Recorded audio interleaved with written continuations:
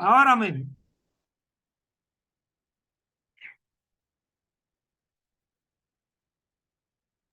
Estamos listos, ministro Jordan Alburquerque.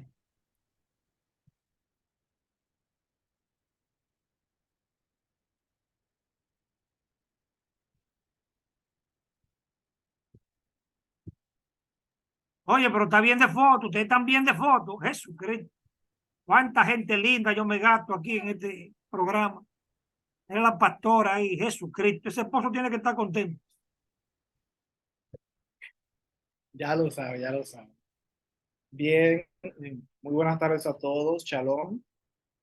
Mi nombre es Jordan y voy a estar por aquí presentando la exposición del grupo número 1. Aquí tenemos a la pastora Alexandra Castillo Burgos, al licenciado maestrante Jairo Lorenzo,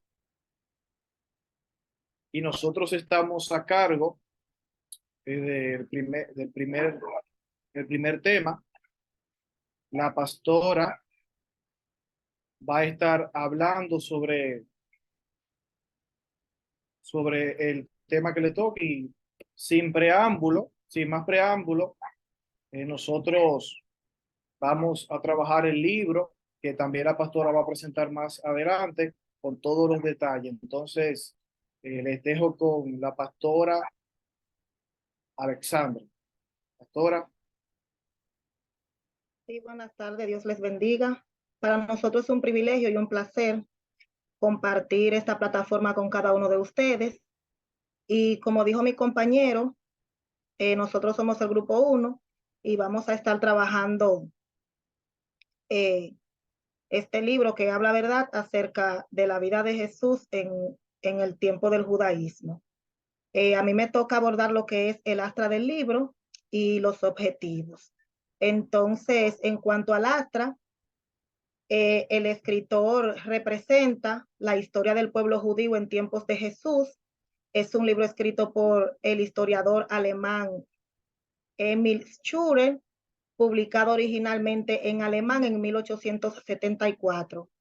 En él, el escritor ofrece lo que es una visión detallada y exhaustiva de la vida y el contexto histórico en el que vivió Jesús, centrándose en la situación política, social y religiosa de Palestina en el siglo I, ya a partir de lo que es en década cristiana. Entonces, este libro está dividido en varios volúmenes, cada uno de los cuales aborda diferentes aspectos de la vida judía en la época de Jesús, incluyendo la historia política y religiosa de Palestina, lo que es la cultura y la sociedad judía y la evolución de las creencias y prácticas judías durante ese periodo. Vamos a la próxima, por favor. En cuanto al escritor, podemos decir que nació el 2 de mayo de 1844, fue un teólogo protestante, conocido principalmente por sus estudios teológicos en la época, ¿verdad?, de el tiempo de Jesús. Vamos a la próxima. Los objetivos de este libro, en él encontramos que el objetivo principal del libro, el historiador del pueblo judío en tiempos de Jesús, que es el libro que estamos exponiendo, del escritor Emil Schurer, es proporcionar una visión detallada y rigurosa de la vida y el contexto histórico en el que vivió Jesús y el pueblo judío en Palestina durante el siglo I después de Cristo. Además, el libro también tiene como objetivos presentar la evolución de la cultura y la religión judía durante ese periodo, ¿verdad?, incluyendo las diferentes escuelas de pensamiento y las creencias y prácticas de los diferentes grupos dentro de la comunidad judía. Otro de los objetivos es analizar el contexto político y social de Palestina durante el periodo romano, incluyendo la dominación romana y la resistencia judía. Otro de los objetivos también es establecer la conexión entre el mundo judío y el mundo romano, incluyendo influencia del Nuevo Mundo romano en la vida judía y en la influencia del judaísmo en lo que es el tiempo romano. Y otro de los objetivos también es proporcionar una base histórica y cultural para comprender lo que es el contexto, ¿verdad?, de los escritos del Nuevo Testamento y la figura de Jesús. Mi compañero tiene la parte que continúa.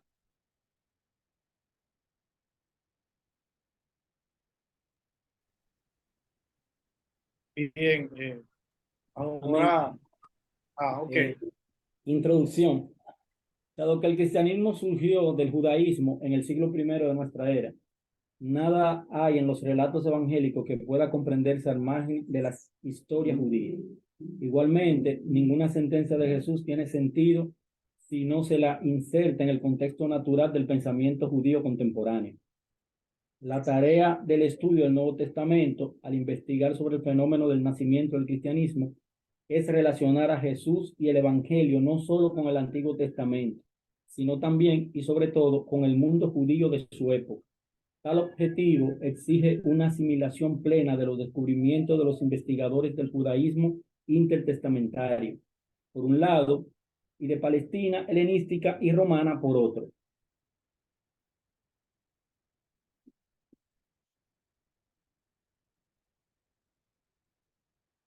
Planteamiento teórico.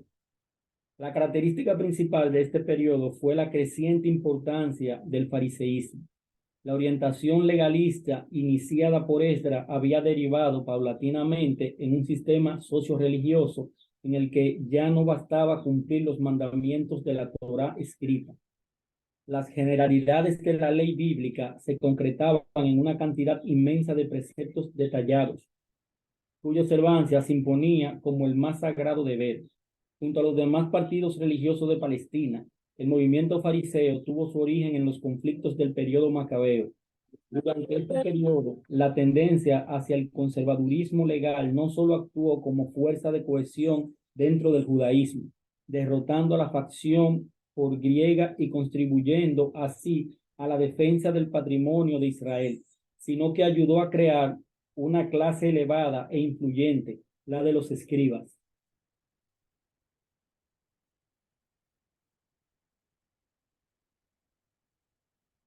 La naturaleza de las fuentes no permite seguir paso a paso los movimientos doctrinales de esta época, objetivo que resulta aún más difícil si consideramos el desarrollo de las distintas instituciones. Por eso hay que investigar primero el destino político de Judea en sus dos fases: independencia nacional y dominación romana. La consideración a renglón seguido del pensamiento y de las instituciones judías nos llevará primeramente a una descripción del escenario cultural común en Palestina, con particular atención a la difusión del helenismo en territorios habitados por gentiles y judíos. En segundo término, habrá que atender a la organización comunitaria tanto gentil como judía. Este hecho pertenece a la historia interna, pues concierne a la autoadministración de las localidades como opuesta a la historia política del país globalmente considerado.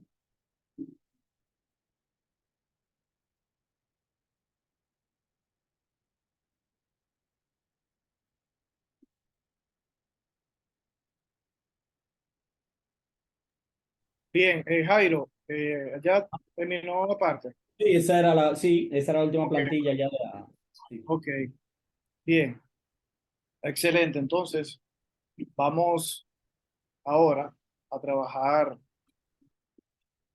la conclusión y empezamos a hablar desde la toma de Jerusalén por Pompeyo hasta Herodes el Grande. La toma de Jerusalén aproximadamente por Pompeyo fue aproximadamente en la década del 70 al 65, 70, 60. Algunos historiadores la sitúan en el 65, 67. Eso va a depender la fuente.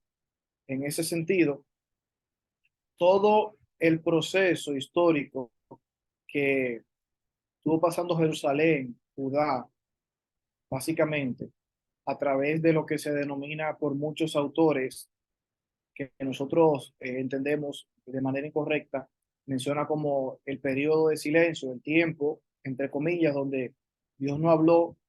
Ya sabemos que esto no es cierto, que no hay suficiente base histórica para hablar de que Dios no habló en ese entonces, porque todavía seguía funcionando en cierto sentido el sacerdocio. Entonces esto es un poco contradictorio, pero siempre va a depender la postura y siempre se respetan las posturas.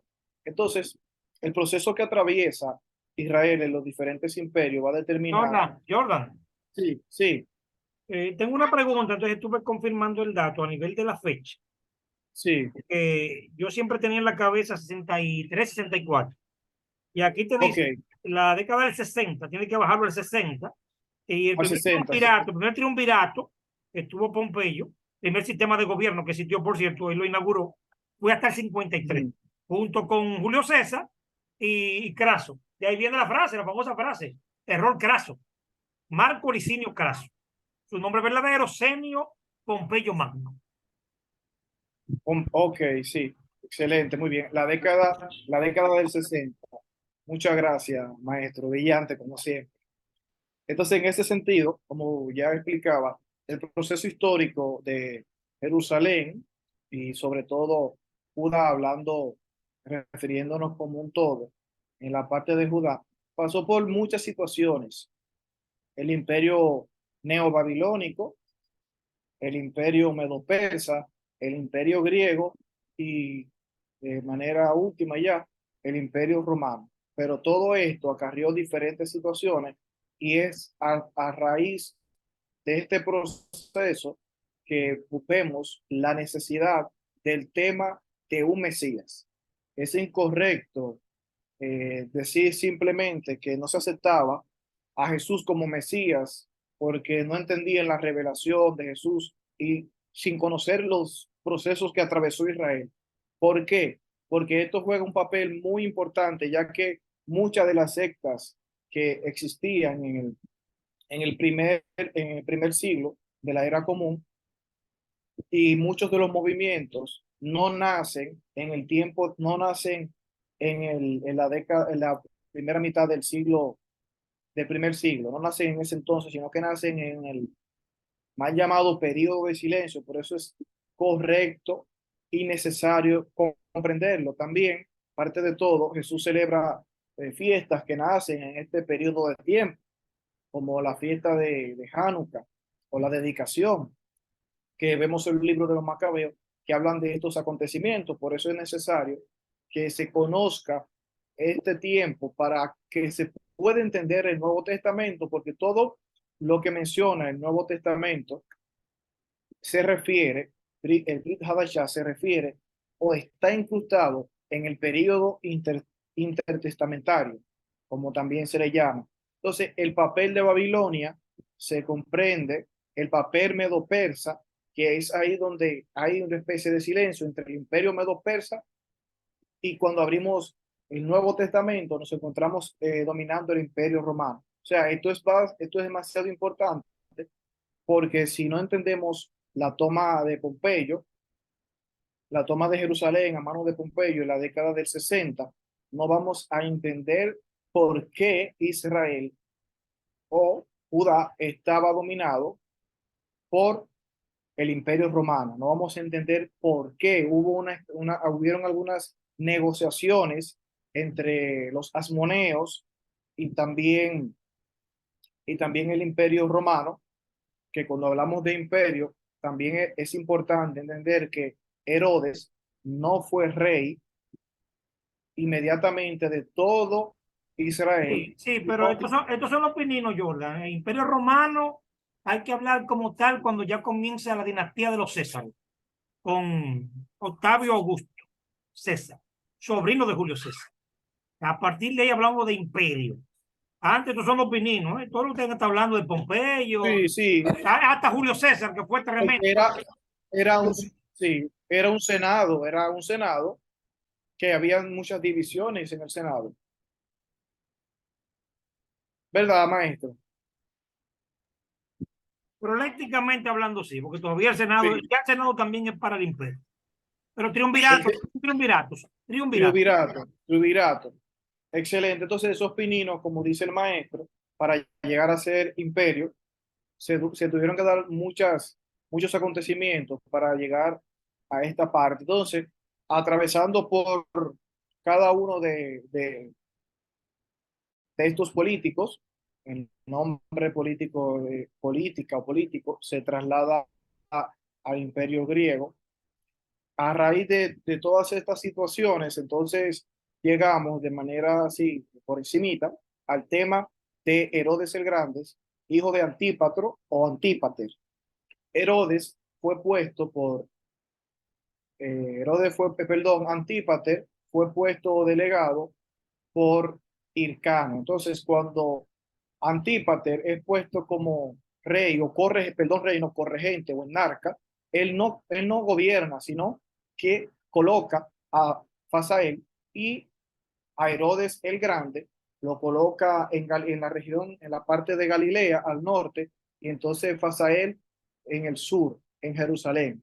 Y ahí entonces es que entra en el papel Herodes el Grande, pero no inmediatamente no domina todo Israel, sino que se van dando un sinnúmero de situaciones. Muere el hermano, él conquista una gran parte, incluso hasta fue sometido por el Sanedrín. El Sanedrín en ese entonces, estamos hablando del 25 aproximadamente, en ese entonces el Sanedrín tenía mucho poder, por así decirlo. Si el Sanedrín llegaba a la conclusión de que había un mal comportamiento con alguno de los reyes, podían llegar hasta quitar el perdón por uno de los enarcas, que gobierna una tercera parte de la población, podían llegarlo hasta quitar. Pero Herodes era demasiado astuto. Herodes no solamente fue un rey que dirigía, sino que era astuto y peleaba, y era un gran cazador. Incluso la razón por la que lo llegan a acusar es porque él persiguió a un bandido llamado Ezequías y le dio muerte, y el Sanedrín no estuvo de acuerdo con esa muerte, y por eso entonces lo iban a enjuiciar, y hay una fuente que dice que Shemaiah puede diferenciarse dependiendo el historiador. Shemaiah entonces se levanta en el Sanedrín y dice que no, que eso es incorrecto. Y cuando iba a condenar a Herodes, entonces Herodes se subleva y dice que no. Y se habla con el padre Antípatro, y Antípatro convence al Sanedrín, y eso se queda tranquilo. E incluso uno de los sacerdotes, que es Hircano II, si me corrige cualquier cosa, maestro, se denominó rey y sacerdote por los negocios que hizo con el triunvirato romano, rey y sacerdote, porque el rey, por ser sacerdote, tenía mucho poder en la aristocracia judía. Pero los fariseos, que esto debe de quedar bien claro para nosotros, los fariseos nunca estuvieron de acuerdo con la crueldad de los diferentes enarcas que tuvo Israel, no estuvieron de acuerdo nunca, porque el movimiento fariseo o farushim, los parashim, o los saduceos, o los parashim más sobre todo, se sublevaron porque no querían tener ese tipo de conducta, ese tipo de negociaciones. Y al final, de todas formas, vemos que se dividió el grupo fariseo, o la secta farisea estaba muy dividida. No había una sola opinión, pero la mayoría no estaba de acuerdo con ese tipo de cosas. Por eso fue que el fariseísmo creció tanto. Entonces, en ese sentido, después que salimos del tema de Herodes, pasa entonces a manos. Aquí vemos una plantilla que nos ilustra de manera interesante. Herodes al final muere.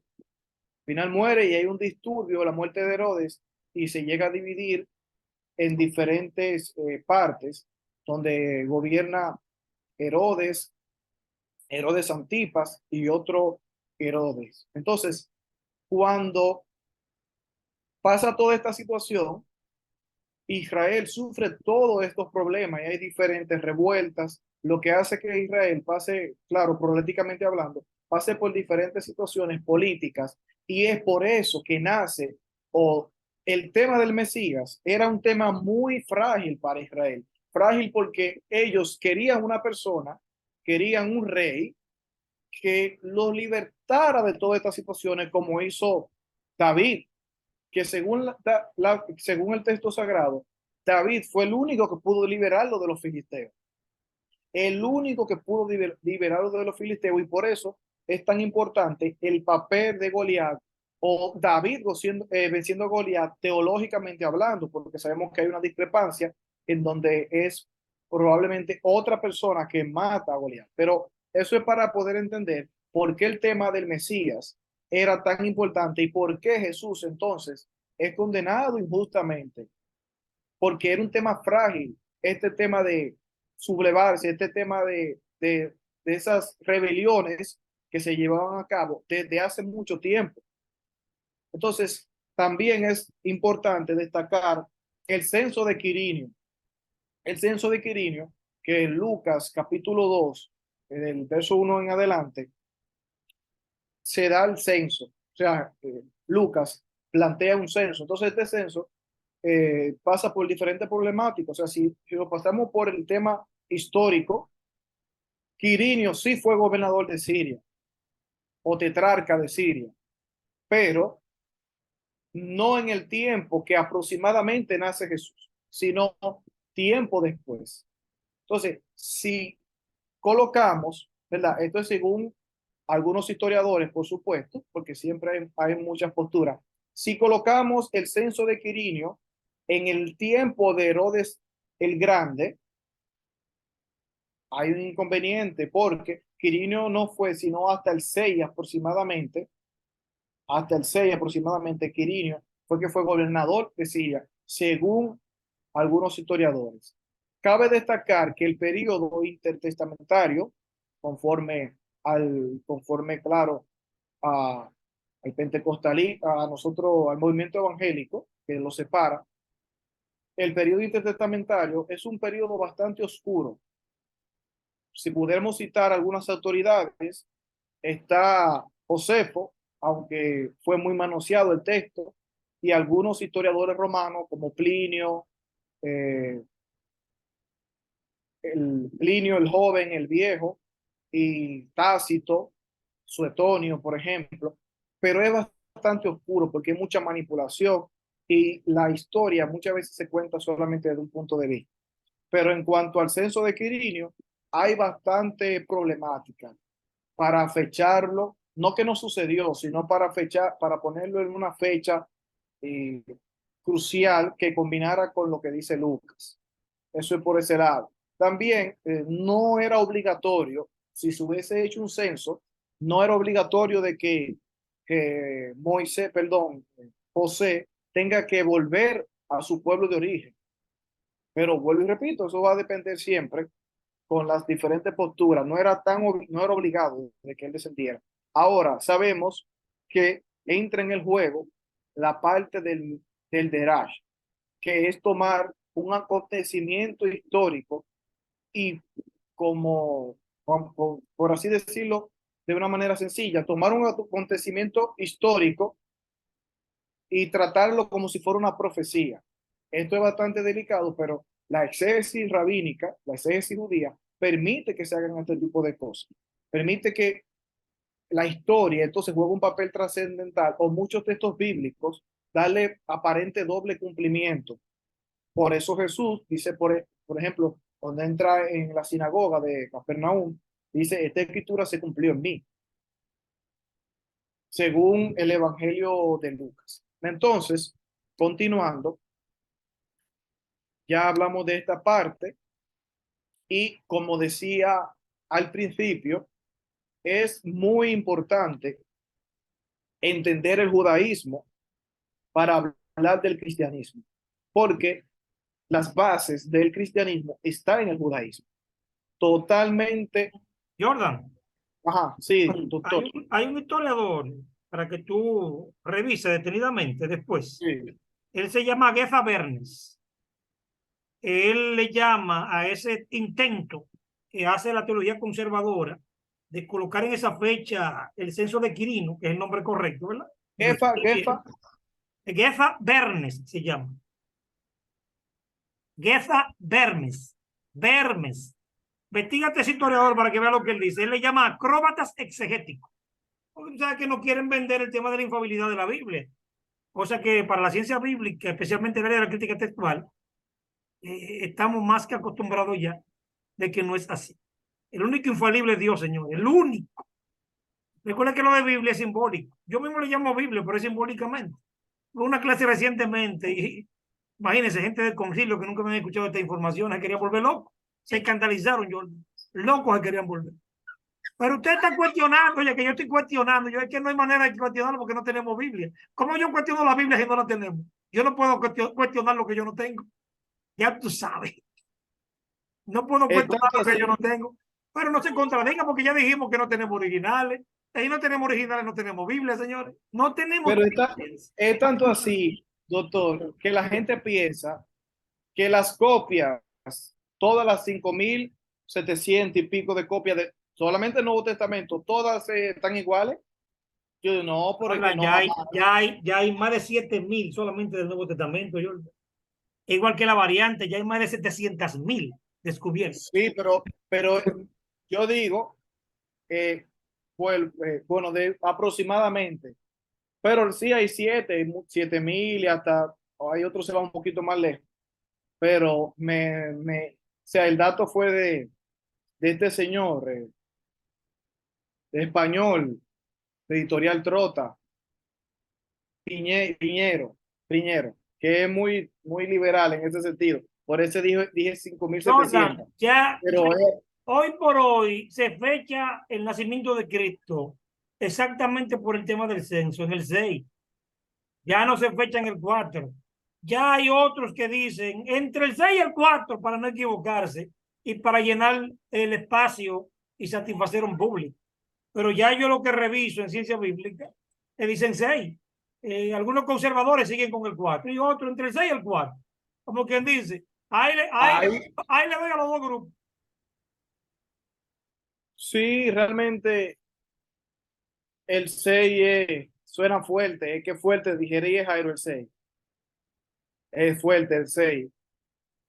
Pero Sí, bueno, pero hay problema ahí con el 6. ese fuerte, son 2 años más. Pero imagínense, este tema es muy interesante por esa parte. Así que ya lo sabemos, el 6. Pero realmente es así, realmente cuando se tratan estos temas históricos y hay entonces documentos históricos anteriores a los textos sagrados, entonces ahí tenemos mucho que explicar y por supuesto cuando esos relatos se repiten lo tratan varios historiadores y en ese sentido siempre hay que revisar la fuente porque muchas veces pasa como el doctor sabe y los compañeros saben que se manosean los manuscritos al igual que los que tenemos se manosean y también por ejemplo se manosean los manuscritos de Josefo.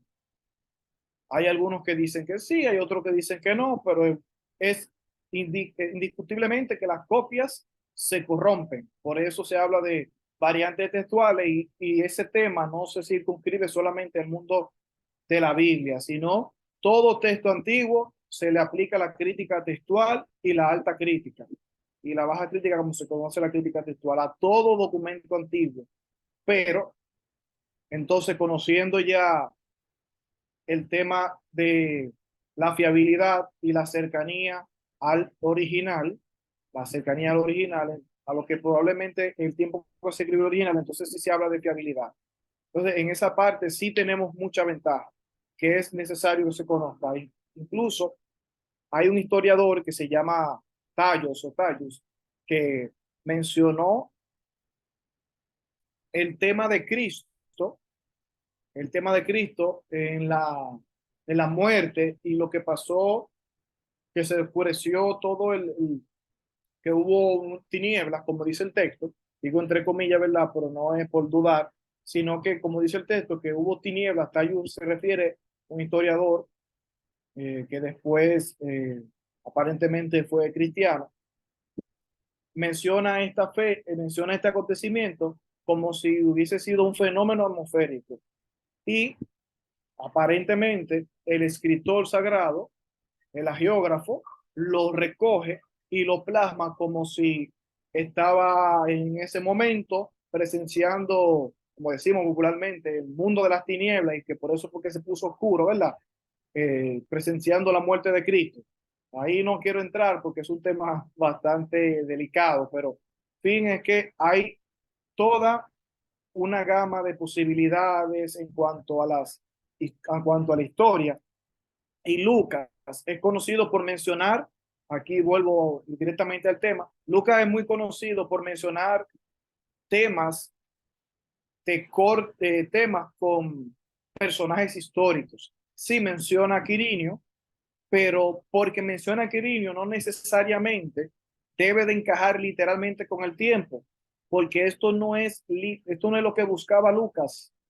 Lucas no buscaba fechar históricamente los acontecimientos de Cristo, sino mencionar personajes importantes con esta causa. O sea que los reyes o los enarcas estaban relacionados con la historia. Entonces, cuando el primer lector o el público del texto de Lucas leyera, y obviamente iba a conocer a Quirinio como enarca de Siria, entonces iba a conectar, pero mira, Quirinio, conoce a Quirinio, iba a conectar el acontecimiento del censo con el nacimiento de Jesús. Entonces, esa es la perspectiva que nosotros podemos recoger, ¿verdad? Hablando ya del término de la ciencia bíblica, sabemos que desde el punto de vista de la ciencia judía puede ser un derash, pero no calificaría como un derash porque tiene que ver con un rey, vamos a decirlo así, pagano. Entonces, todos estos acontecimientos juegan un papel muy importante en la interpretación. Los recaudadores de impuestos, el gabé o el mogué o el gabay, como se mencionó en las clases anteriores. También las pesas, que lo aprovecho y lo doy como dato, que estuve conversando con el doctor, que las pesas eran alteradas y el Talmud permitía que se le hablara mentira a los publicanos, a los cobradores de impuestos, por los injustos que eran. Incluso que ellos se les permitía, podían hasta cobrar de más, que es en el caso de saqueo, que se sube el algo psicomoro. Sabemos lo que es el algo psicomoro y la parte de saqueo como mogué grande, como se mencionó en la clase pasada, que ese tema me encantó.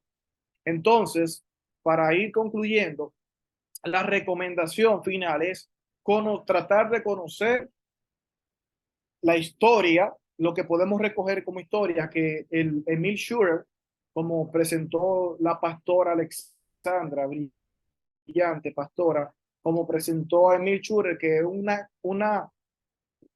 una fuente, un autor impecable, una autoridad, sin caer en la falacia de autoridad, en el tema de el aspecto cultural e histórico en el tiempo de Cristo. Entonces, ¿por qué él detalla todo esto, todo este proceso? Porque es importante para comprenderlo. Y sobre todo, como mencionaba hace un momento, el judaísmo juega un papel muy importante para poder entender al cristianismo. Porque, por ejemplo, en lo personal desconocía que Pablo hace un tiempo desconocía que Pablo utilizaba técnicas rabínicas para interpretación. Por ejemplo, cuando se habla de la cena del Señor, él lo interpreta. Esto yo recibí. Eso es una técnica de interpretación. Yo recibí, o sea que no literalmente que se me fue revelado Cristo, sino que él recibió, y la exégesis rabínica permite trabajar esto. Y uno dice, wow, pero un pecher se llama. un peché. Y una de las, Entonces, que es la primera regla nivel más. de 7 que había, son las que más abundan en el texto. Sí.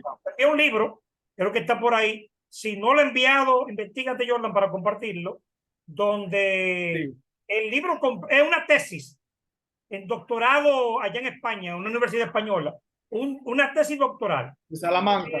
De Salamanca. Solamente hablando de la escuela hilarista, corrijo, y el apóstol Pablo. El Baal Homer. El Baal Homer es la primera regla en la que más abundan los escritos de Pablo. Por lo menos las 7 cartas originales. Yo no puedo hablar por la demás. No, pero una preguntita ahí ya que terminé. Doctor, habían diferentes tipos de pecher. No es que había diferentes tipos de pecher. Ya eso es más moderno. Del siglo II para acá se habla del Pardes. Y el Pardes que tiene una clasificación cuádruple. Paraíso, Pardes, pecher. Pero pecher está íntimamente conectado con Midrash y hasta ha venido siendo sinónimo de un Midrash. El Midrash que tiene 2 connotaciones, Midrash de comentario y el Midrash como técnica judía de exégesis. Y cuando hacemos una comparación, el pecher y el Midrash, al mismo tiempo podemos compararlo con la tipología de aquí de Occidente, del método occidental. Una tipología. Lo único que el Midrash le da la libertad.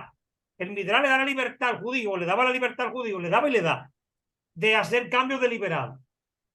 Por ejemplo, yo puedo conectar a Jordan con Jesús sin ningún problema. Y Jordan no tiene nada que ver con Jesús. Y yo lo podía conectar. Me daba esa libertad. Es lo que pasa con el proto Isaías 7:14. Esa, entre comillas, profecía, y le pongo la comilla a propósito, no tiene nada que ver con el nacimiento original de Cristo. Pero nada que ver. No. Incluso, doctor, que a veces estamos como pueblo evangélico, a veces estamos muy lejos de la realidad. Pero el mismo Samuel Pagán, y lo cito no por falacia, sino porque hasta cierto punto es muy conservador, él habla del trito Isaías y él divide en su libro, Jesús en el libro de Isaías, él divide estrictamente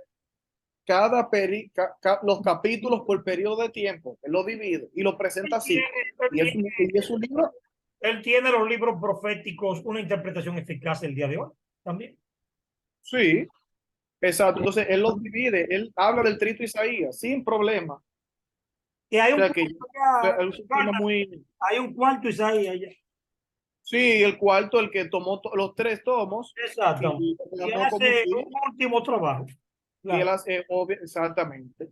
Bueno, hasta aquí nuestra exposición. Lo mismo del cetateo. Hay un cestateo. Nada más conocemos el, pero hay un cestateo.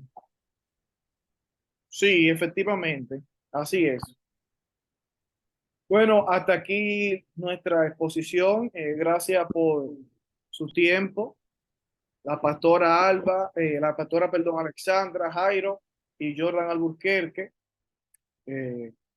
Para nosotros fue un placer y hasta aquí. Bien, ¿no tienen ninguna otra intervención, Jairo y Alexandra? Ebenezer. Ajá, es así. ¡Hey! Oh, pero la pastora está profunda, la pastora. Claro, yo lo voy a tirar en arameo ahora, Marangata.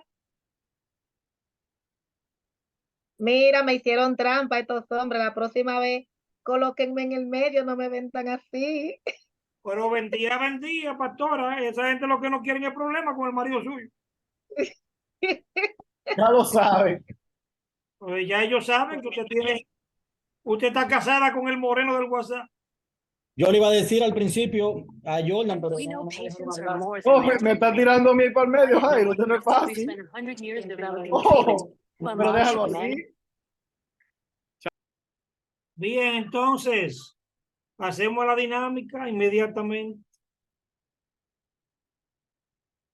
Vamos a ver en el grupo, yo puse unas cuantas preguntitas ahí. Vamos a usar el sistema de micrófono abierto, te da la respuesta, te responde. Bien. Con esta dinámica concluimos. Imagínense ustedes. Primera pregunta. ¿Cuál es el origen de los herodianos? ¿De dónde surgen? ¿Cómo aparecen? ¿Quiénes son los herodianos en el Nuevo Testamento? ¿Quién me dice?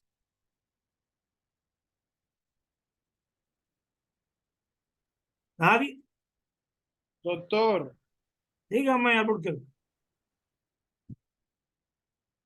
Los herodianos, por ejemplo, vemos en el Evangelio según Mateo capítulo 22, 16, lo leo, y le enviaron los discípulos de ellos por los herodianos, diciendo, maestro, sabemos que eres amante de la verdad y que enseñas con verdad el camino de Dios y que no te cuidas de nadie porque no miras las apariencias de los hombres. Por ejemplo, en Mateo, también vemos en Marcos 3:6 y 12:3, y salieron los fariseos, tomaron consejo con los herodianos contra él para destruirle a Jesús.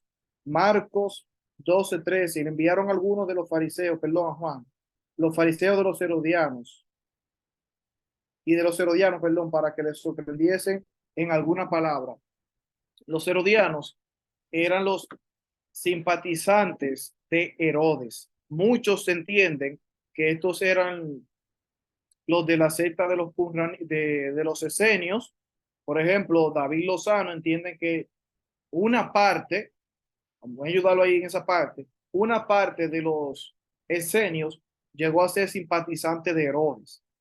Pero a raíz de lo que explicamos ahorita, es muy difícil que eso sea así, ya que los herodianos, por ejemplo, estaban totalmente de acuerdo y era como si fueran, vamos a decir así, un partido que apoyaba a Herodes. Pero ¿cuál Herodes?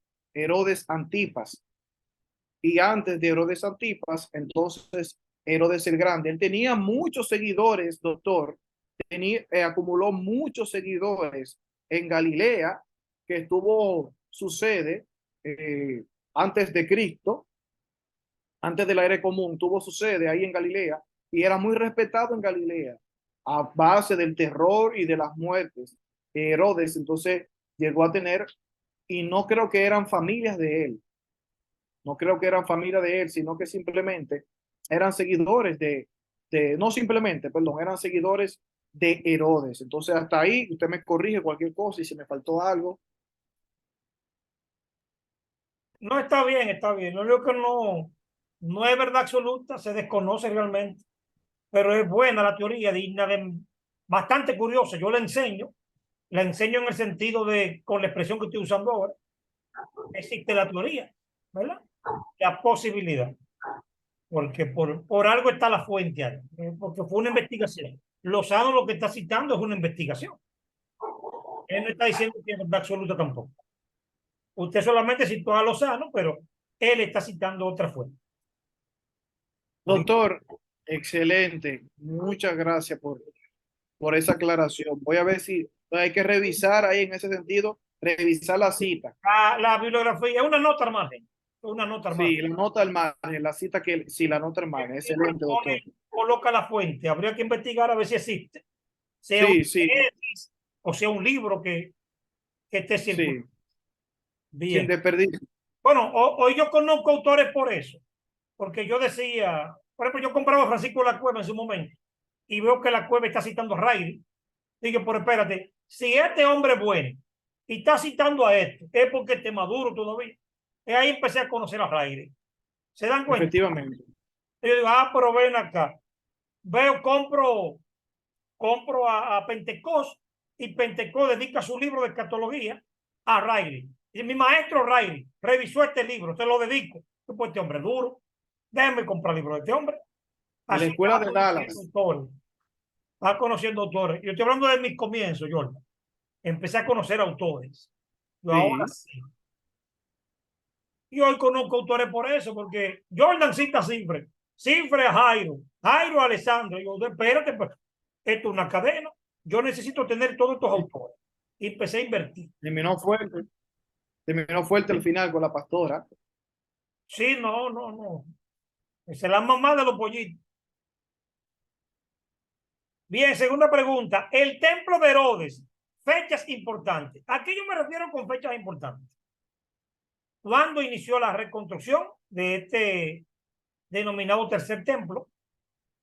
Templo de Herodes, como también se le conoce. ¿Qué tiempo tenía en construcción en el tiempo de Jesús? ¿Y cuándo se inauguró? Ahí están las fechas importantes. Inicio. ¿Qué tiempo tenía reconstruido en tiempo de Cristo? Cuando él habla, hace mención, hay fecha, da un numerito, la Biblia, entre comillas, ya dijimos que es simbólico, da un numerito. Nuevo Testamento o pacto en este caso. ¿Y cuándo se inaugura? Hay dos posibles fechas de la inauguración. ¿Quién me responde esta pregunta? Bueno, comienza más o menos alrededor del año 20. Exacto, año 20, 19 o 20, no vamos a discutir. exactamente. Termina como el 25, 26 más o menos, o sea que para la época de Jesús tenía como unos 45, 46 años. 46 años, sí. Se cree que para 26 o 27, Jairo, para no pelear por otro año más. La inauguración ahí no sé cuándo se inauguró. Entre entre el 62 y el 64. Estamos hablando, Jairo, que el templo duró el famoso denominado de Herodes, que no fue de Herodes porque no lo terminó. Herodes muere en el año 4 antes de Cristo, Jairo, y se inaugura, Exacto. supongamos que se inaugura en el 64, porque hay dos fechas, 62 y 64. Estamos hablando mal contado de 83 años de construcción, mal contado, y cuidado sin más. ¿Tú estás escuchando? Sí. 83 años, pero wow. Pero no duró. Y Roma con todo el dinero del mundo más 20 pesos. Ay. Pero no duró después de la inauguración, entonces, si pone el 62, porque lo destruyeron 8 años después. No entiendo, Jairo, por qué los saduceos, clase aristocrática, la gente del poder, del dinero, porque esos cambistas le daban su chelito. Para yo ser cambista en el templo tenía que dar unos chelitos. Eso es como la universidad. Yo quiero una cafetería en la UAS. ¿Qué tú crees que yo tengo que hacer, Jairo? Para que me dejen tener una cafetería dentro de la UAS. Un alquiler fuerte. Pero fuerte. No venga acá. Entonces el cambista pagaba, señores. El eje comercial, atención, el eje comercial, el centro del comercio en Galilea era el lago y el eje comercial en Judea era el templo. Jairo, ¿te escuchaste? Tremendo. El templo era el eje comercial. El eje, donde estaban los chelitos, el dinero, donde fluía. El templo en Judea era el principal eje comercial. Sí, a nivel de entrada económica, la fuente económica número uno era el templo. Y en Galilea la pesca. Se vendían las redes, se vendían cosas a la orilla del mar. Sí, en sí el mar y lo que producía el mar. La sal, eso era el eje. Mar, ¿verdad? Como Jan. Ya sabemos que era agua dulce, para no contradecir. Ya conocemos todo eso y su procedencia mitológica del dios Jan, el dios cananeo, el dios del agua, ¿verdad? En la Fenicia antigua. E inclusive cerca hasta de Ugarí. Hoy en día se conoce como Ras Shamra. Ugarí existe, señor.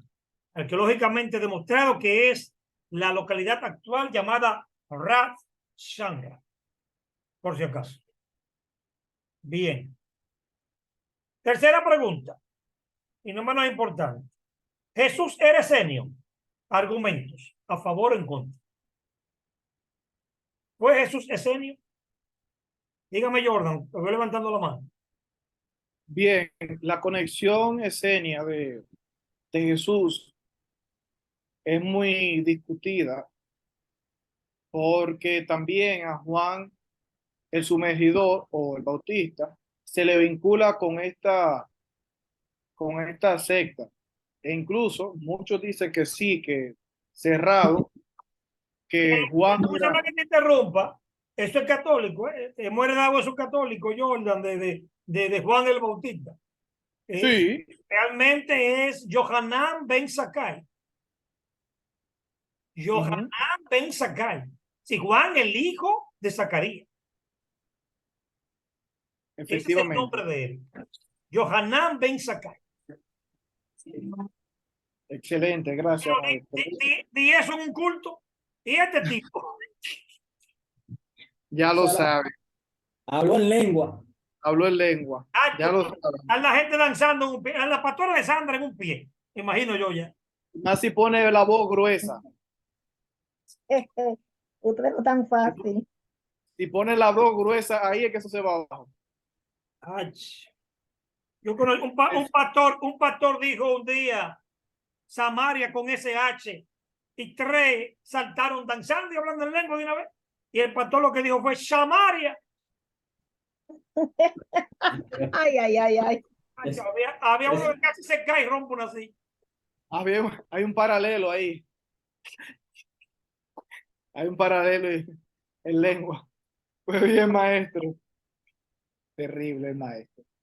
Pues bien, maestro. Ahí existe la conexión, ¿verdad? De Juan, de Yohanan Ben Zakkai y Yeshua, referente al TMC. Tú aprendes rápido, Jordan. Jesucristo, pero Oh, pero hay que aplicarlo. Hay que aplicarlo. Jordan, pastora, Jordan no espera 2 o 3 días. Ay, Maestro, es que para eso es que nosotros estamos aquí absorbiendo todo. absorbiendo, sí. No, yo estoy sorprendido. Jesucristo, ¿qué es lo que yo tengo? Yo más nunca No, ya digo, No, wow. si usted se descuida, lo sustituye. Pero Hey, Jordan, hey. Jordan tiene una buena digestión porque uno se toma su tiempo. Pero Sí, eso no, fue. no, Jordan. Yo no sé qué estómago que tiene. Él estará mal de la espalda, pero de la barriga. Eso, eso me dice mi esposa, que yo, no, que yo soy el enfermo más raro. Pues bien, y por ejemplo, pasa también con Jeremías, que es Yirmeyahu, otro nombre ahí, es lengua que es mal traducido. Entonces, Jesús, Yeshua, Muchísimo, Jordan, de eso ahí. Porque habría que hablar de Ezra, que es Ezra. Hay que hablar de Taré, es Terá. Terá, no, pero Terá está en una, la Exatá. Nos vendieron Gadara y NBI, es Gerasa. Pero por Dios. Teraza. Pero por lo menos Terá está en la NBI, que ya no hay excusa, no hay dique de corte hebreo. No hay excusa ahí.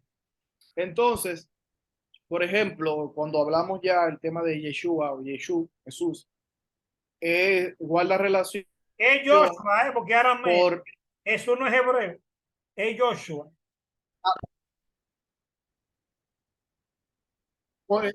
No, se habla de otra manera, también. Por eso dije Joshua.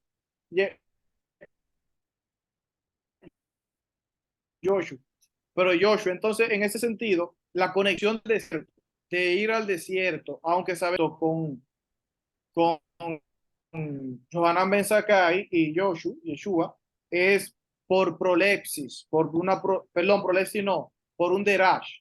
Pero para nosotros, y yo analizaba eso el otro día, para nosotros el desierto es como un lugar malo, malísimo, pero para el hebreo el desierto, en cierto sentido, no era algo tan despiadado, no era algo tan difícil. Te voy a ayudar. Era un lugar donde... Te voy a ayudar, ¿te acuerdas se, de Azazel?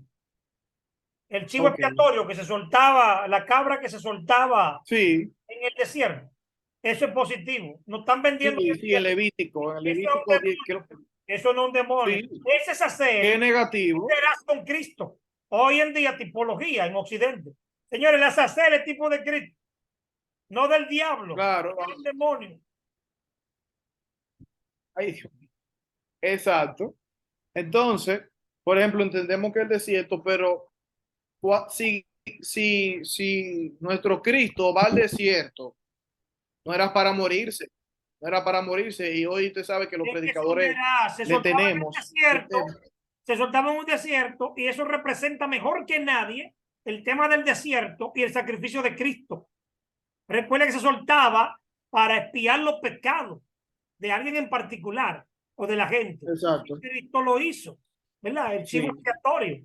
De ahí viene lo de inmaculado, lo de inmolado y muchos términos más. Lo de vicarios también, todos esos términos. Pero, maestro, antropológicamente el desierto no era un problema para el que vivía en Judea en el siglo primero. En la primera mitad no era un problema así tan grande. Pero, en fin, sabemos que la Biblia lo hace con ese. Entonces, existe la conexión de ese tema por el desierto, por la mentalidad, también por el corte de la santificación en cuanto a guardar la casa del Señor, el templo, que sabemos que Jesús no estuvo de acuerdo con lo que se hacía en el templo, entre otras cosas, pero es por esa parte. Ahora, de que sí, de que era esenio, yo entiendo Jordan Alburquerque, discípulo talmid del Jajam Edward Cifre, doctor Edward Cifre, PhD, de que no hay suficiente fuente para decir eso, afirmarlo de que sí. Ahora, Yohanan Ben Zakkai, entiendo que sí, que es muy posible o es muy probable de que fuera un esenio.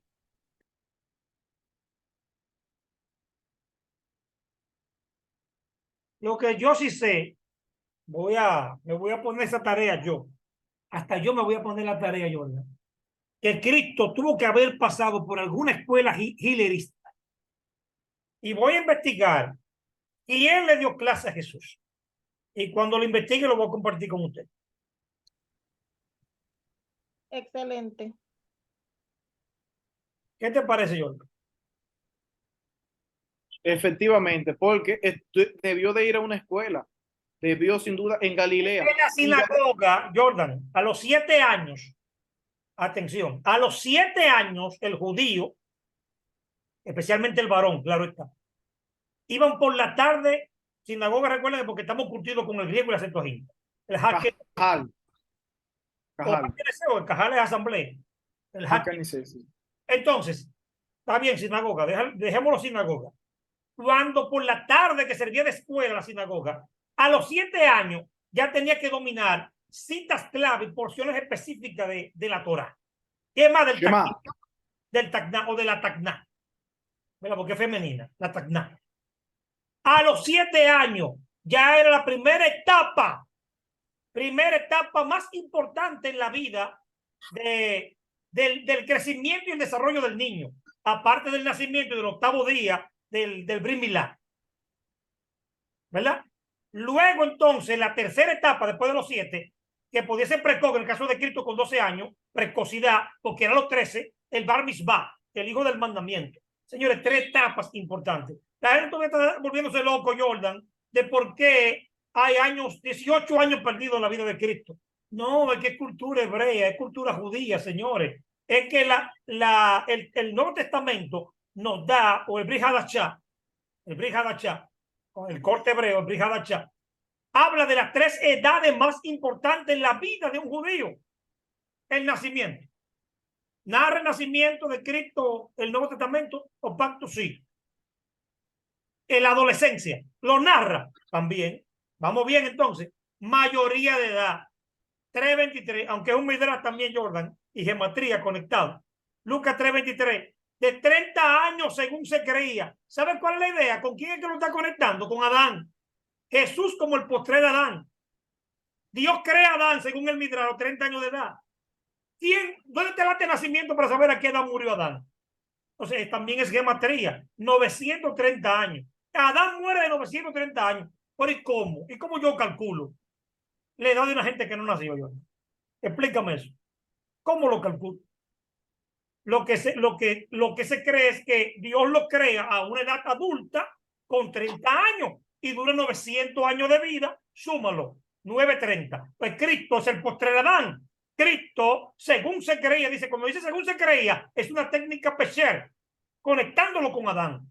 Ya cuando tenía la edad de Adán, empieza a ejercer su ministerio. Ya público. Porque ya a los 20 años, señores, una de las edades más importantes también del judío, del hebreo históricamente, ya era un sagán, Jordan. Un sagán era ya el ayudante del sacerdote. El levita con 20 años ya podía ser asistente del sacerdote. Y eso se llama sagán. Un sagán con 20 años de edad. ¿Qué te parece?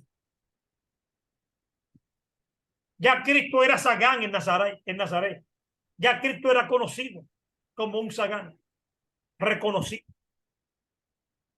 Y que Nazaret, en Galilea no era cualquier lugar. Galilea era una zona importante por la pesca y todo eso que usted mencionó. O sea, el norte no era cualquier cosa. el norte estaba bien y tenía obviamente... Pero hay pruebas fehacientes de que Juan, por eso entró al patio de Anás. Anás, el sumo sacerdote suegro de Caifás, eméritos, por cierto, sumo sacerdote eméritos, era cliente de Juan, primero de Zebedeo, de su papá. Recuerda que el nombre correcto por eso es Johanán ben Zebedeo, porque el papá era Zebedeo. Y tenían, según Marcos, una empresa pesquera. Dice que tenían jornaleros.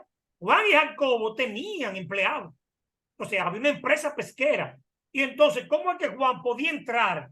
Pudo entrar cuando el proceso del juicio de Cristo, de los tres religiosos, recuerden que hubo 6, 3 civiles y 3 religiosos. Y cuando es procesado con Anás, Juan estaba ahí, ministro Jordan. ¿Qué buscaba Juan ahí? ¿Qué es lo que se cree? Y le repito, hay prueba que Anás era cliente de Juan Jordan. Oye esto, cliente de Juan. Si Juan no era un come yuca cualquiera. Eso es de 12 hombres comunes y corrientes. No, de Okay. otras fuentes. ¿Te das cuenta?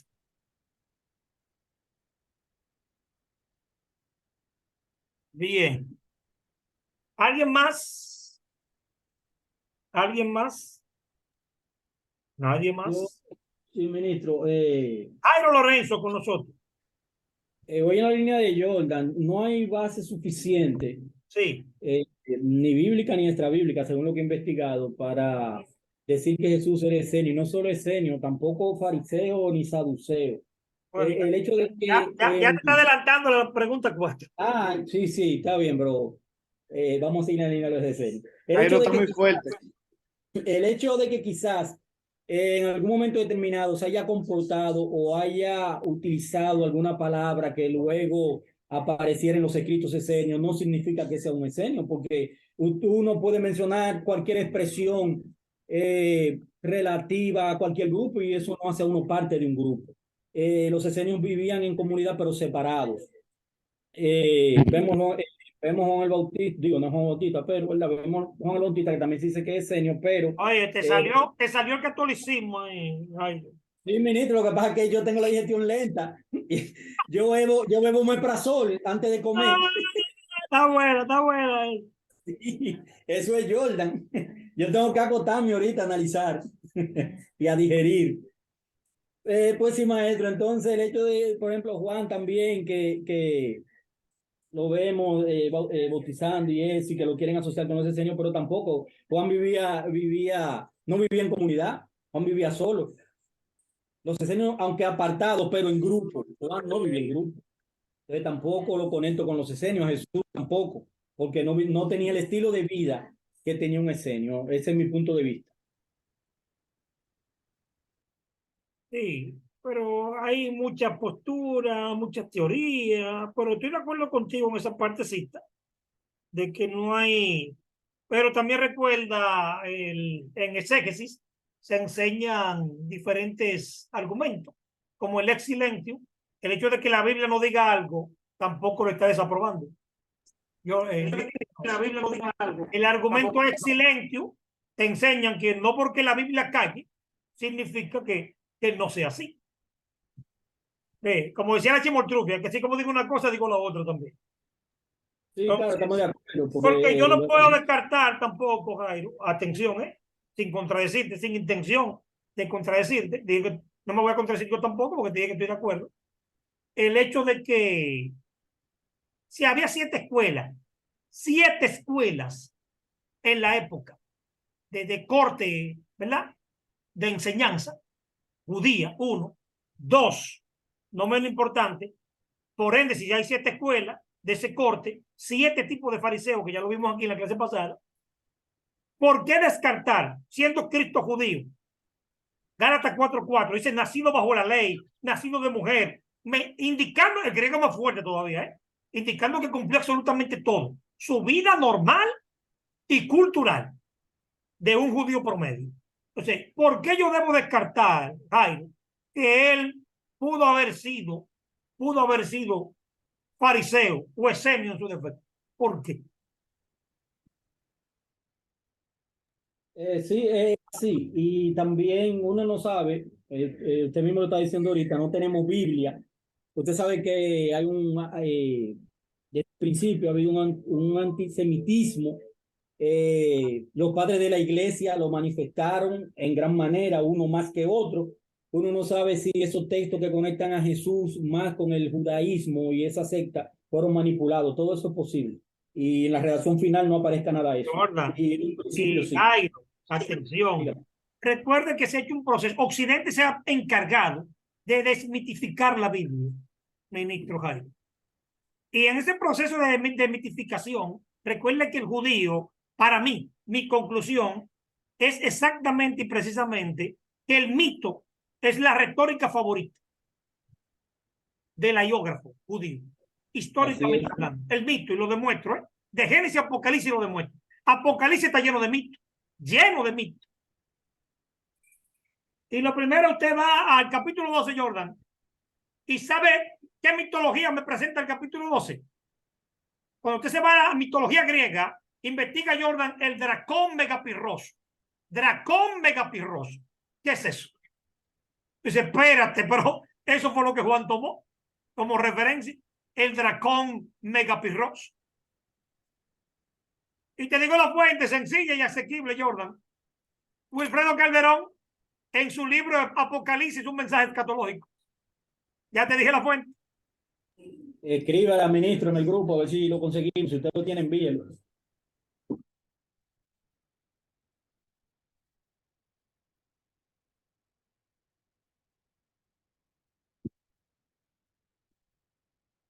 Sí, entonces.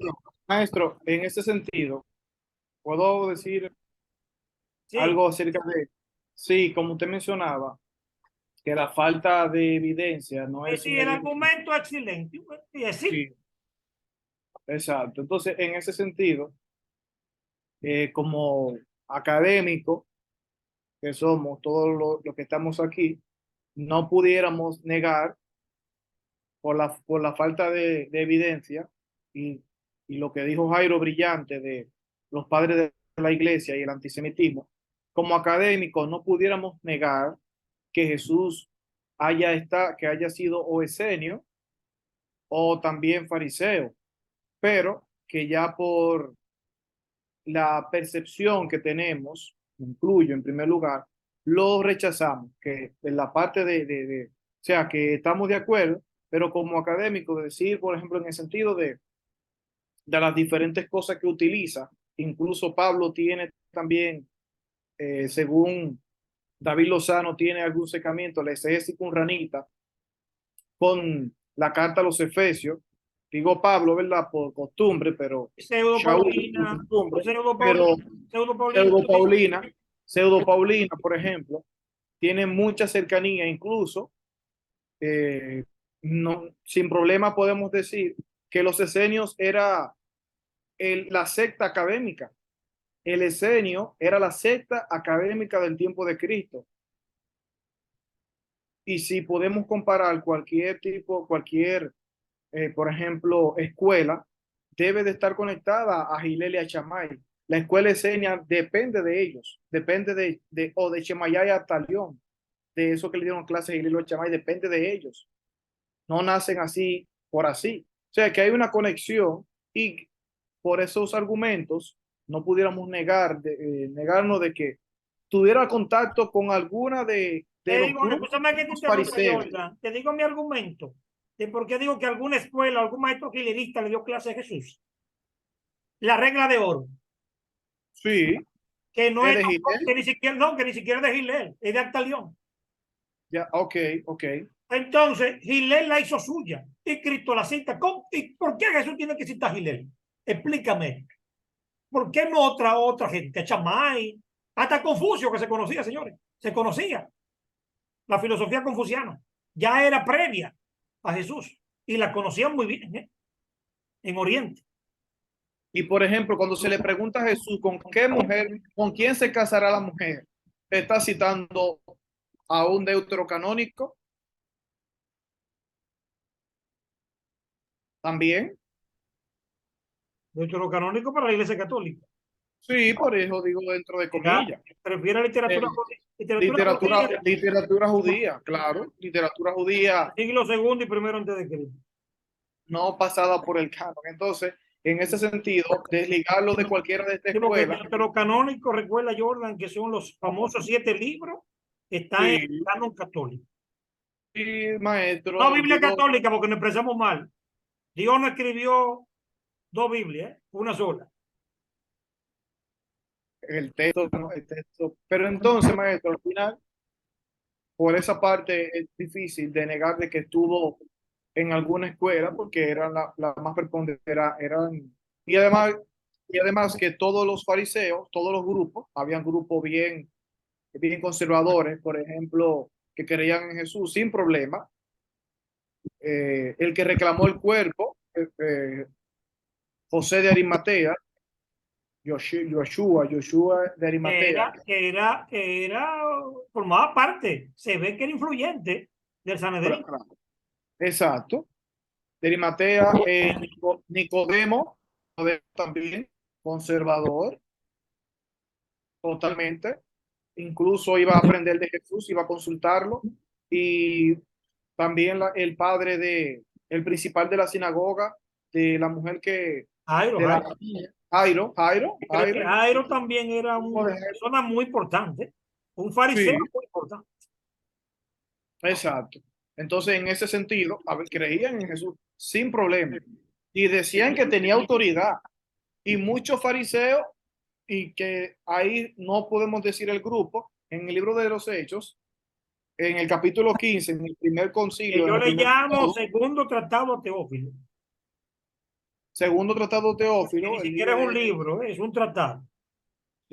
exactamente, ellos, muchos judíos creyeron muchos fariseos, perdón, lo resalta Lucas, sin ese, Lucas lo resalta. Yo te voy a dar un dato, Jordan, en la conversación de Juan, en el Evangelio de Juan, capítulo 3, en la conversación que la gente cree como que han hecho un oráculo de Juan 3:16, señores, una conversación, un dato histórico y una conversación lo tenemos como un oráculo doctrinal. Porque de tal manera odia al mundo, señores, eso fue conversando con Nicodemo, Jordan, conversando con Nicodemo. Eso es parte de la conversación. Entonces hay un plural que la gente pasa por alto. Cuando él dice, maestro, sabemos. Y ese sabemos. ¿Cómo así? Sabemos. Y no es hablando, cualquiera diría, bueno, el español es hablando en tercera persona. ¿Quién le dijo eso a usted? Revíselo en griego para que usted vea. No. Él está incluyendo más personas. Él no andaba solo. Había un séquito de fariseos con él, Jordan. Efectivamente, porque es que no se podía negar la influencia de Yeshua en el movimiento y en Israel completo, no se podía negar. Entonces, por esa razón, debía de venir de una escuela. Por eso debía de venir una escuela. Obviamente, esto es alarmante para las personas que entienden que Jesús era un jugo de rica, un 100% Dios, 100% hombre y que no tenía que estudiar con nadie. Pero entendemos, ¿verdad? Porque hay muchas personas que no lo dijeran y respetamos esa parte. Hacemos la siguiente pregunta. ¿Cuál es? Míreme la número 5, Jordan. ¿Cuál es? O ya la contestamos. Yo creo que no. Falta la de los No midrash. hemos contestado. Mencione 3 midrash citados por Jesús. Bueno, aquí indirectamente hemos citado unos cuantos, pero vamos a hacerlo formal ahora. ¿Quién me responde esa? Nadie. ¿No conocen mi Dios citado por Cristo? No, dando la oportunidad a algunos compañeros que no han hablado, dieron un tiempo ahí, pero No, aquí se come solo. Aquí usted está buscando los puntos suyos. Aquí bueno. hay que ser egoísta ahora mismo. Sea egoísta. Ok. Autorizado. Midrash o reinterpretación, ¿verdad? De la ley. Exactamente. O Torah, en Mateo 5, en capítulo 5 de Mateo, a partir del versículo 21, hay varios. Deme uno, yo me conformo con uno. Digo, son tres. Sí, por ejemplo, se les dijo que no, en cuanto a que se le podía dar carta de repudio a la mujer, eso es verdad en la Torah. Entonces, más yo les digo que cualquiera que le da carta de repudio la hace adúltera y adultera a quien se casa con ella. Ahí tenemos uno. También uno que dice, se le dijo que amaran a su prójimo y odiaran a sus enemigos, más yo le digo que amen a sus enemigos. Tenemos, déjame ver, ¿cuál otro? Tú me estás dando la segunda connotación del Midrash, Jair. Me interesa la primera. Me interesa es el Midrash como exégesis judía, como técnica. Por ejemplo, de Egipto llamé a mi hijo. Eso era para Israel. Y entonces lo colocan como que tiene, como que es una profecía que Cristo cumple. Y no es así. Eso no tiene nada que ver con Cristo. El Midrash lo permite. Con la técnica Pesher o Derash en su defecto. Ya después del siglo II, conocida como Derash. ¿Me doy a entender, Javier? Sí. Ya te di un ejemplo de lo que me interesa. 3 así que yo quiero. O con las expresiones, escrito está. Normalmente se usa el término escrito está. O para que la escritura se cumpliese. Por ejemplo, Ya es maestro, anunciando un Midrash. Bueno, hablamos ahorita del nacimiento original de Jesús. Ahí hay una, ahora sí. Sí. Mateo 1:23. Compáralo con Exacto. con 7:14 del proto Isaías. Jordan, iba a decir algo. sí, en ese sentido, la genealogía de Cristo en Mateo capítulo 1, 14, el número 14 se utiliza aquí como una técnica porque literalmente es muy difícil sustentar de que solamente esas personas son desde Cristo hasta David. Es una técnica y también está incluida la gematría ahí. Por ejemplo, La regla 29. Sí, sí, porque David a 14. exactamente. Eso no fue a lo loco que se puso ahí. David a 14, exactamente. Y Bueno, la la 29. matanza, la matanza de los niños también. Ay, pero qué desastre. Ay, ay, ay, ay, ay, ay, Sí. ay. Así está. Exacto. Hay un Midrash para conectarlo con la infancia y lo que Faraón hizo o quería hacer con el bebé Moisés. Otro nombre fatal, ¿eh? En 101 mitos todos conocemos cuál fue el verdadero nombre que la princesa le puso. Tutmosis. Entonces el hebreo, con el tiempo, le quitaron el tot, oye esto Jordan, quitaron el tot y le dejaron Mosis. Cuando lo hebraizaron, le pusieron Moshe. Ah, no, del hebreo Moshe, porque de las aguas lo saqué. ¿De qué agua? Salvado de las aguas, mentira. Lo que significa es que el dios del Nilo lo salvó. Tutmosis, el dios del Nilo, el dios To, lo salvó, lo rescató. Eso Sí, es lo que significa Moisés. por eso la plaga que la plaga tiene un enlace demasiado fuerte con algunos relatos mitológicos de Egipto. Y eso ni lo voy a mencionar aquí porque eso es demasiado descabellado. Ese tema Pero una triste realidad, Jordan, imagínate tú, eso de cabello. eso, Lo que es el, crudo, el, crudo. el escritor de 101 mitos, Jairo, eso da eso es increíble. Ay, Bueno, Yo he leído una el, parte. ese hombre lo que hace es tumbar todos los altares del pentecostal. Todos los altares. pero de una forma incluso fue, perdón, presidente de la Sociedad Arqueológica de Nueva York. No a cualquiera que llega ahí. Casi no. Casi nada. Entonces, Yo necesito también. compartir un libro con ustedes que habla del origen del alifato hebreo. El tipo es un bibliotecario, él murió, pero llegó a ser presidente de la Biblioteca Nacional Española. Oye esto, Jordan. El tipo es un loco. O era un loco. Bien, Dios mío. Qué duro. Compártalo. Recuérdame compartir ese material. Origen del alifato hebreo. Ese hombre da detalle ahí de por qué la necesidad de que el primer hebreo fuera pictórico, Jordan. Oye, ¿por qué tenía que ser pictórico el primer hebreo? Increíble. Ese hombre no era teólogo, pero se comía todos esos libros que tiene la Biblioteca de España. se los comió.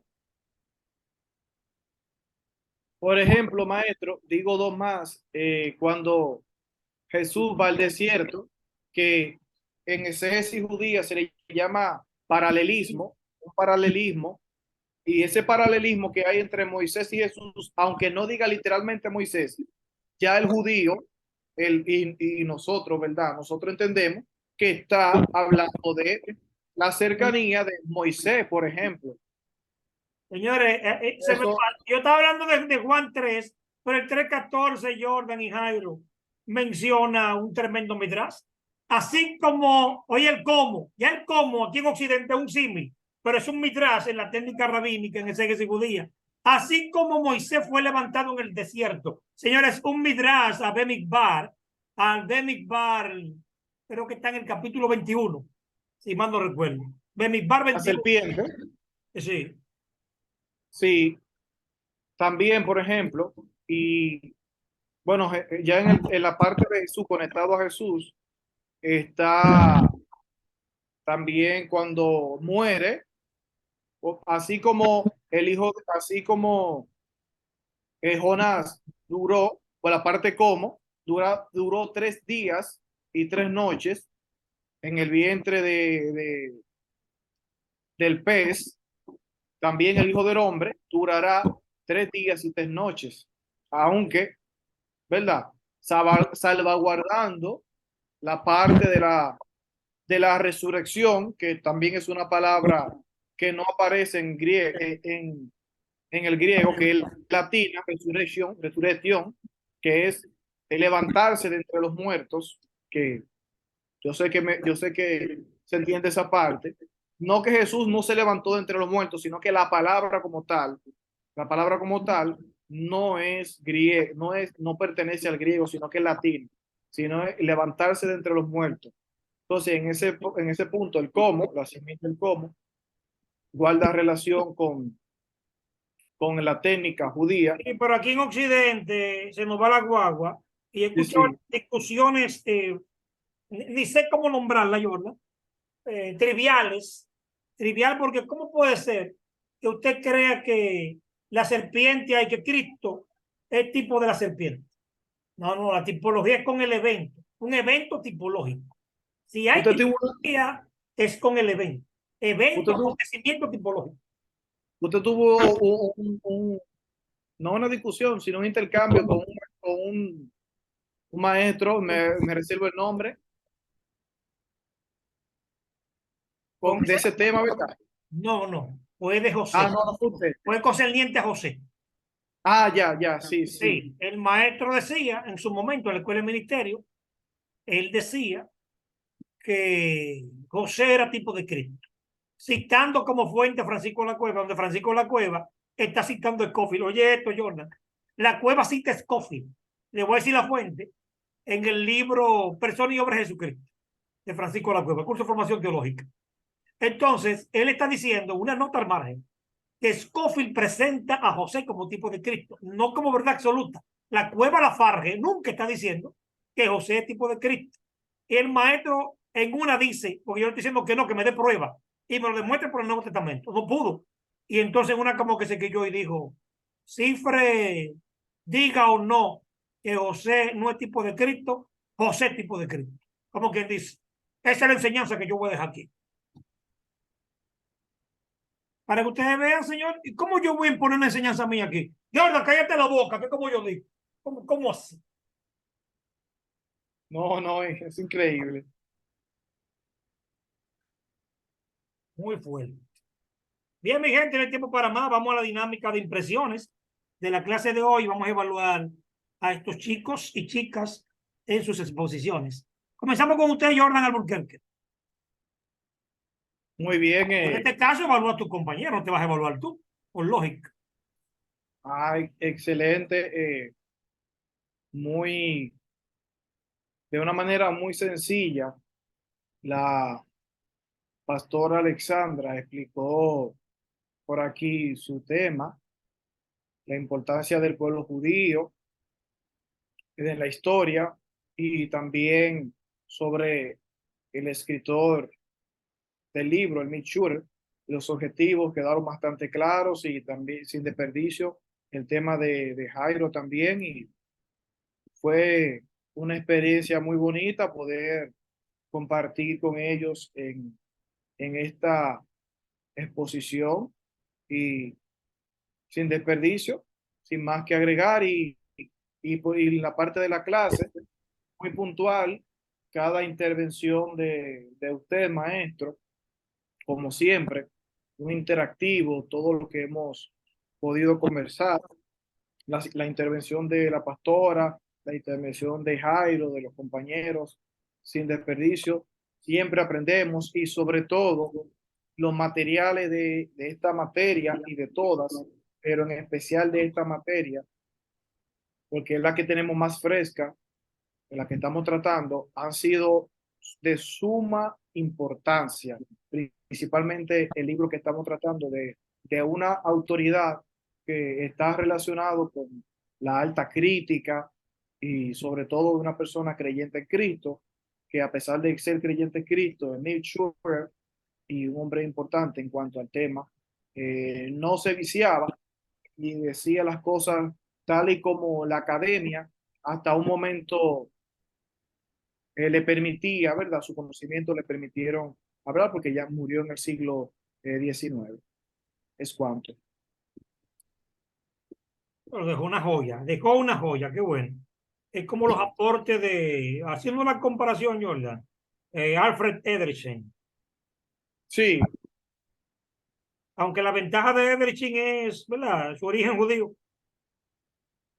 sí, pero él se inmiscuye demasiado en eso. O sea, parece que él vivía por ejemplo, el libro de él, que lo recomiendo, que usted lo envió, yo lo tengo en físico, el libro del templo, detallaba el sacrificio vespertino, el sacrificio matutino, qué himno el jalel mayor y el jalel menor que se cantaba. Tú solamente tienes ese. Yo tengo todos sus libros físicos. Todos. Todos. Yo tengo ese y el de... Antes no es eso, Jordan, ¿eh? Yo no puedo jactarme, eso es disparate. Diga que yo tengo todos los libros físicos de él. Es tenerlo en la cabeza, Jordan. Sí, por eso el del templo. Nosotros, incluso, y ya no voy a hablar más, ya no voy a hablar más, seguro que sí. Les recomiendo a los compañeros que, como estamos haciendo esta maestría, ese libro no podemos dejar de tener, un libro que hable del templo y de los sacrificios físicos, de los sacrificios en el templo y de las fiestas. Te recomiendo uno, Jordan. Oye, Debe estar en la biblioteca de cualquiera de ustedes. Y más que una maestría de este tipo. ¿sí lo escucho? El comentario histórico de Alfred Edersheim. De la Torá. No. De los evangelios. Es un comentario histórico de los evangelios. Él comentando los evangelios. Y Él comentando los los libros evangelios. históricos y los libros históricos. Los que tuvimos. Comentando los que tuvimos y los evangelios. Ese ministro. Exactamente, es una joya. Usted leyó la parte del sitio de Samaria cuando el texto que tenemos de la Santa, atención, Santa Reina Valera, Jairo, habla acerca de los sirios que quedaron ciegos cuando fueron a capturar a Eliseo. ¿Ha revisado ese comentario? Esa partecita. Asiria, No. Asiria. Sí. No, ministro, Sí, todavía los sirios, no Asiria. Los sirios, yo dije sirios. No, Sí. no, pero era por si yo estaba confundido. Pero fueron los sirios. No he leído Gracias. esa parte. No he leído esa parte todavía. Jairo, Pero la voy a buscar. Jairo, pero revise eso, Jairo. Él te explica con términos hebreos y todo de que no le hace justicia esta traducción en español. Ninguna hace justicia, es más, ni en inglés. Porque no eran ciegos. Era una especie de ceguera, de aturdimiento que ellos tenían. No quedaron ciegos. El texto hebreo no habla de ceguera, sino de que estaban ciegos literales, sino aturdidos, como en drogados. Atención, Jordan. Eran como una especie de droga, aturdidos, no que estaban ciegos. Y el del hebreo estoy con argumentos sólidos, firmes. Señores, tienen que revisar eso, señor.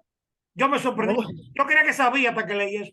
Oye, este asunto, y yo vendiendo que esta gente, que fue un milagro porque quedaron ciegos. y él lo guió. Bueno, Jairo, cuando nos veamos en la graduación, Jairo me va a regalar ese libro. Ese es mi regalo, Jairo. Y que, Y si tú oh, pero supieras, dile, Jairo, grande es tu fe. Dile que es más bueno, grande, es más es- Ay, grande, mi madre, ya lo es comprometieron. más grande no, que yo el no, y del centurión juntos. yo no voy Escucha entonces, la porque voz, voy con el ministro. Jairo, escucha la voz de Dios. Escucha la voz de Dios. Dios te está hablando. Ah, Sí, Yo, pero yo Dios, me, dec- Dios con D minúscula, Jairo. sí, me declaro en rebeldía, en franca rebeldía. Ay, ay, ay, ay, ay. No, no. Ese libro lo conseguí relativamente barato, ese libro, porque es nuevo, pero A mí me costó 2,000 y pico de pesos en su momento. me lo dieron en 2000 en realidad, pero el libro estaba nuevo. Lo que pasa es que en la librería le colocaron algo encima y le mojaron la parte de arriba, entonces se puso un poco feo y tomó apariencia como de que estaba viejo Sí. y me lo vendían así por eso, pero Él, está nuevo. le toca a usted, Jairo. Evaluación de la clase, Eh, compañero. Excelente, los compañeros, como siempre, y como dijo Jordan, fue de una manera sencilla, pero no por eso no significa que no haya tenido calidad. Muy bien todos los temas, muy bien expuesto, y esta parte final también ¿Cuánto de le da esas el, preguntas. cuánto le da el profesor del 1 al 10? Como 5, 4. ¿A quién? Al maestro. Al maestro, claro. No, Considérame, chanceame. No, ministro, un 11. Usted sabe, ministro, venga acá, que cada clase con usted se aprende algo nuevo. No, o sea, se repite una que otra cosa, pero eso es normal, claro está, dependiendo la materia. Siempre se van a tomar, siempre hay materia que hay que tocar ciertos temas por igual, un mismo tema, pero siempre trae cosas nuevas, ministro, y crecemos mucho. Hachén, toda la gloria, Hachén lo hace. Pero, ministro, si usted están oyendo que el mundo se está acabando, es una fiesta que hay cerca, un perico ripiado por ahí, ya encendieron. Tú no invitas a uno, Jairo, tú no invitas a uno, tú te lo tiras solo. Ni yo sabía, ahora fue que oí el acordeón. Invítate a Alessandra le gustan esos canos y esas cosas. Para la próxima. No, líder, yo no soy de ahí. Ah, Y eso, que la música del está santísima, porque aquí al lado pusieron unos reggaetones que yo no entiendo ni papa. Bueno, pues sí, ministro, y humildemente, bueno, número uno, siempre ustedes deben darse cuenta la calidad de maestro que es usted, que desde que usted nos comenzó a dar clases, siempre lo hemos seguido, ya hemos estudiado mucho con usted, tanto diplomado como esta maestría, y de verdad que ha sido una bendición para cada uno de nosotros. Y también, humildemente, usted tiene un buen grupo en cada uno de mis compañeros, ministro. Son excelentes, de verdad que sí. bien, Mucha calidad. bien. Casi me pone a llorar. Casi me pone a llorar, Jairo. ¿Qué pasó? Esa era la idea. Bien. Pasamos de inmediato con el evangelista confesor Jiménez. Ministro confesor. Bien, bien, bien, sí. Eh, Excelente exposición de cada uno de los hermanos. Muchos datos nuevos y de usted ni se diga, maestro. Muchas informaciones poderosas. Así que excelente. Amén. Si usted lo dice, yo se lo creo, ministro. Amén. Bien. Señor, ustedes quizás no conocen al confesor, pero ese hombre es un apasionado por la Biblia. También me ha seguido desde instituto, escuela de ministerio. También me sigue como ustedes, ha hecho diplomado de todos los tipos. Haber y por haber. Estudió en licenciatura con un corte rabínico. Atención, ¿eh? Y ahora está haciendo su maestría en cultura hebrea. Y ese hombre se comió, se sabe de memoria los cortes de las cábalas. Pueden saber. Tiene gran dominio de las cábalas judías de la actualidad. Se sabe el Zohar de cabo a rabo. Ya ustedes pueden saber. Así como ustedes lo ven tranquilito a confesor Jiménez. Bien. No tanto, no tanto, maestro. Pasamos de inmediato con José Morales.